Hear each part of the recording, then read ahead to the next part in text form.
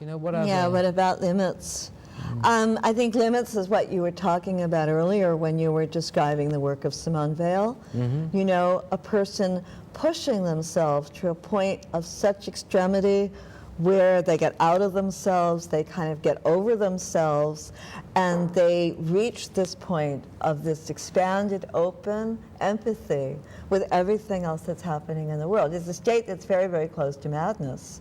And I guess that would be, if you're going to talk limits, the limit, the marker would be at what point, you know, how far can you go and not cross that line, you know, over into madness from which there might be no coming back.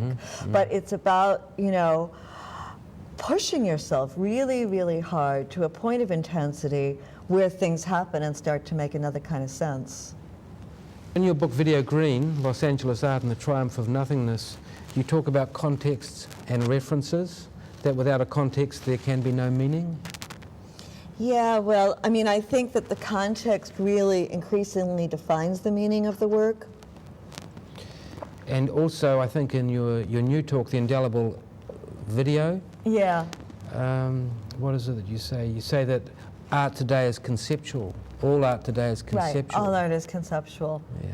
Because our reading of it, you know, there's that modernist myth that the work of art exists in a transcendent vacuum, and that if the work has sufficient power, it will move us on its own terms and transport us into another state. This belief that the object itself has that kind of power. And increasingly now, I mean, that the power is very much created and put upon the object by the system, you know, by the art world, by the critics, by the curators, by what we, you know, what we decide is important. And it becomes extremely referential.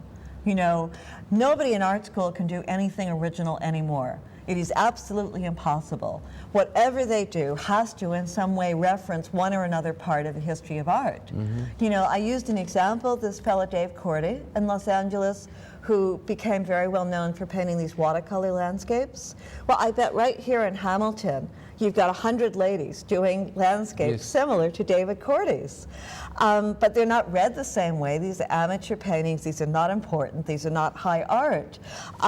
David Cordy's work was read that way because he was coming out of a very high-profile, prestigious MFA program, and it seemed to be a conscious and interesting and perhaps semi-ironic choice, or transcendent of irony choice, that he would choose out of the whole grab bag of art history to make these watercolors. So we really can't look at a work anymore without saying, well, why has the artist selected that to reference rather than that? And, you know, is that good or bad? I don't know. I don't know. I mean, it certainly creates this vacuum that Baudrillard talks about, you know, in The Conspiracy of Art, where, you know, art becomes sucked into this sort of vortex of its own irony and can no longer escape it. You know, and art, of course, I mean, I think an important recognition is that art doesn't exist apart from the larger world. It's very much a part of the larger world, and it's interesting in so much as it mirrors the larger world. So the politics and the star system and the valuing of meaning in art is completely congruent with a larger culture. And so I like to look at it that way. I mean, there's always so many different ways to look at a thing, but to not look at it that way as well would be to really miss out on a lot of what's going on.